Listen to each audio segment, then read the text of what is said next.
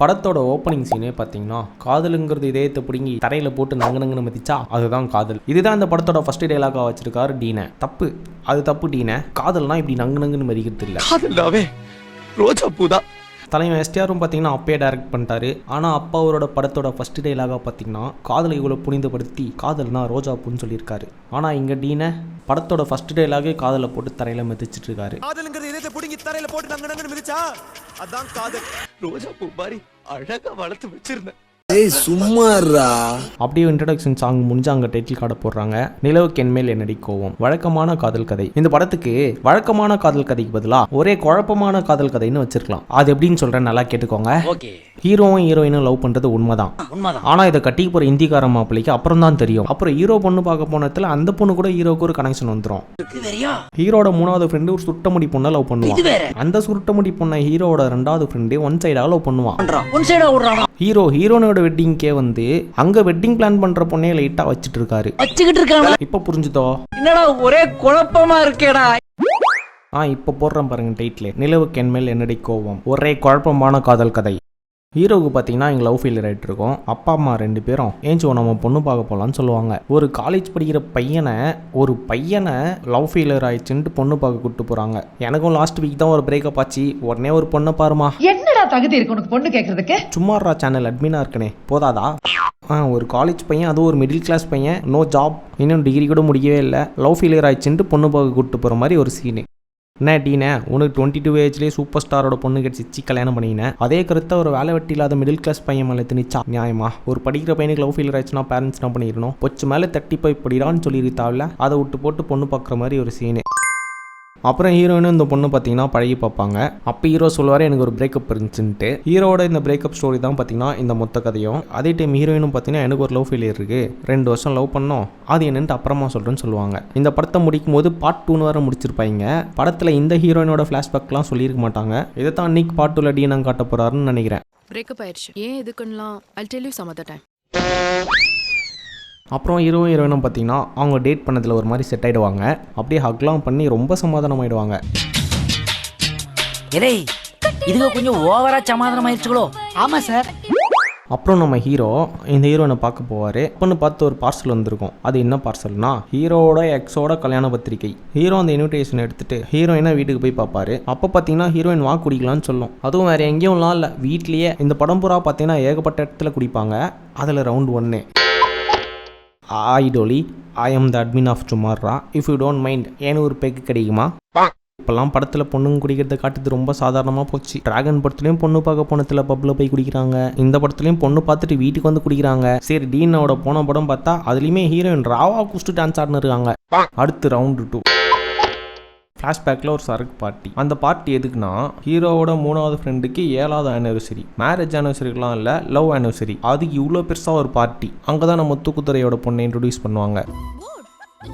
Hello தூக்குத்துறை doctor, I am admin of சுமாரா. போன ரவுண்டில் அந்த ஹீரோயின் சரக்கு குத்தாங்க, நீ கொஞ்சம் சைடிஷாக சோறு குத்திங்கன்னா ஐ எம் பினிஷ்.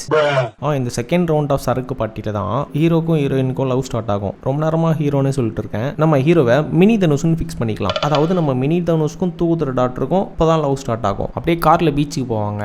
காருக்குள்ளேயே பார்த்தீங்கன்னா மினி தனுஷோட 3வது ஃப்ரெண்டும் அவரோட லவ்வரும் காருக்குள்ளேயே கசமசா பண்ணிட்டு இருப்பாங்க. அது பார்த்தீங்கன்னா மினி தனுஷ்க்கு ரொம்ப டிஸ்டர்பன்ஸாக இருக்கும். எனக்கு மினி தனுஷ் நினச்சாலாம் பாவமா இல்லை. கார் ஓட்டி நிற்பாரு ஒருத்தர், அந்த டிரைவர்னால எப்படி கான்சென்ட்ரேட் பண்ணி வண்டி ஓட்ட முடியும்?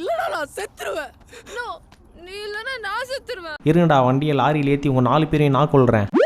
தூக்குதுறை பொண்ணுக்கு பார்த்தீங்கன்னா கருவாட்டு குழம்புனா அம்புட்டு பிரியும். அதனால் கடல்லேருந்து ஒருத்தர் ஃப்ரெஷ்ஷாக மீன் பிடிச்சிட்டு வந்து கரையில் நடுறத்தில் இறங்குவார். அவர்கிட்ட போயிட்டு கருவாடு இருக்கான்னு கேட்டு கருவாடு வாங்கிட்டு வந்து எங்கேயோ ஓடி போயிட்டு கடாயி, கத்தி, தக்காளி, வெங்காயம், கரண்டி இதெல்லாம் எடுத்துன்னு வந்து கருவாட்டு குழம்பு செய்வார். அந்த கருவாட்டு குழம்பை தூக்குதுறை பொண்ணுக்கு சமைச்சு கொடுப்பாரு நம்ம மினி தனுஷ். அந்த வெறும் குழம்பு பார்த்தீங்கன்னா தூக்குதுறை பொண்ணு சாப்பிட்டு சேம் சிவாஜி ஃபீலிங் சொல்லுவாங்க. Oh my god, same Sivaji feeling. கருவாட்டு குழம்பு வச்சு குத்தாரு, கொஞ்சம் சோறும் ஆக்கி குத்துந்தா பேசஞ்சு தின்னு இருப்பாங்களே. நான் என் கையால கருவாட்டு குழம்பு நீ சாப்பிடுங்க.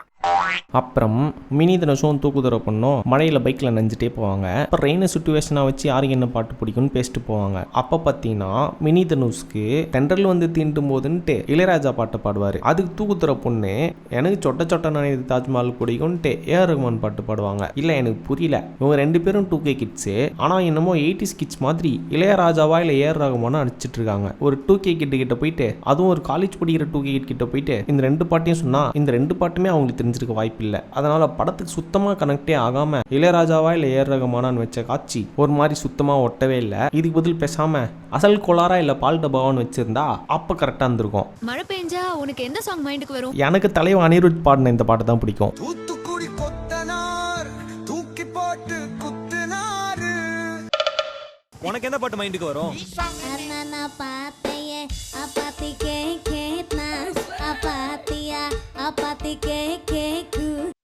இந்த சீன் மட்டும் இல்ல, மினி தனுஷோட ஹேர்ஸ்டைல் கூட பார்த்தீங்கன்னா 2011 வந்த மயக்கம் என்ன படத்தில் வந்த ஹேர்ஸ்டைல் மாதிரியே இருக்கும். ஸ்பைக்லாம் 90s கிட்ஸ் தான் விட்டு இருப்பாங்க. ட்ரெண்ட்லேயே இல்லாத ஸ்பைக் ஹேர்ஸ்டைல 2K கிட்டுக்கு வச்சு சிங்க் ஆகாம படத்தை வச்சிருக்காரு அப்படின்னு. Hey, I've seen this one. This is a classic.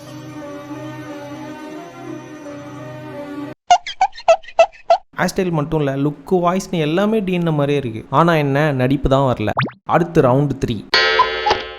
இந்த நூடுல்ஸ் மண்டைக்கு பர்த்டேங்கிறதுனால இந்த ரவுண்ட் 3 நடந்துட்டு இருக்கோம். இதுல ஹீரோயினுக்கு சரக்கு ஊத்தி குத்துருவாங்க ஹீரோயினோட ஃப்ரெண்டு. அதாவது தூக்குத்துற பொண்ணுக்கு மேங்கோ ஜூஸ்ல சரக்கு ஊத்தி குத்துருவாங்க. ஹலோ நூடுல்ஸ் ஸ்டோரி, ஐ ஆம் த அட்மின். எனக்கு சரக்குலாம் வேணாம், ஒரே ஒரு அட்வைஸ், நீங்க குடிக்கிறதே தப்பு, இதுல உங்க ஃப்ரெண்டுக்கு வேற ஊத்தி குடிக்கிறீங்க. டீனா நல்ல படம் போ. ஹீரோயின் ஃபுல்லா குச்சதுக்கு அப்புறம் கக்கூஸ்ல போயிட்டு ஹீரோ கையிலவின்னு சொல்லுவாங்க. அதாவது காதல் தொடங்கிய இடம் இதுதான். I love you. அதே மாதிரி தான் ஹீரோயினோட காதல் கிளைமேக்ஸ்ல அதே கக்கூஸ்ல முடிஞ்சிரும். அரவிந்தியை கல்யாணம் பண்ணிக்கிறேன். இந்த லவ் ஃபெயிலியர் எமோஷனை தூக்குதுற பொண்ணு எமோட் பண்ணி காட்டியிருப்பாங்க பாருங்க.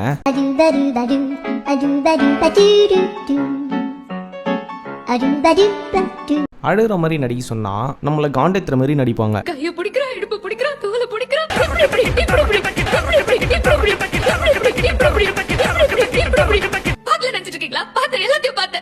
இவன் இருக்கானே, நான் இதுவரைக்கும் பார்த்ததிலேயே ரொம்ப கேவலமான மோசமான ஒரு நடிகர். அதுலயும் அப்பாவோட மரணப்படுக்கையில ஒரு நடிப்பு நடிச்சிருப்பாங்க பாருங்க. இந்த அப்பாவுக்கு ஏதோ கேன்சரா, அதனால இந்த ரம்மி நாயகன் இன்னும் கொஞ்ச நாள் தான் உயிரோடு இருப்பேன்.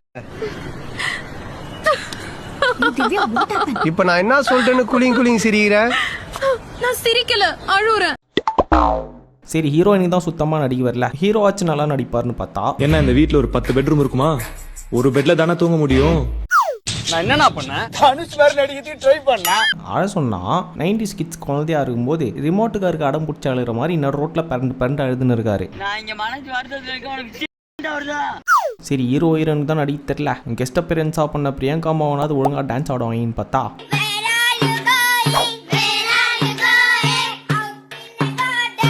சும்மாறா. இந்த மொத்த கூட்டத்துக்கும் தலைகீழா நின்னு தண்ணி குடிச்சாலும் நடிப்பு வராது.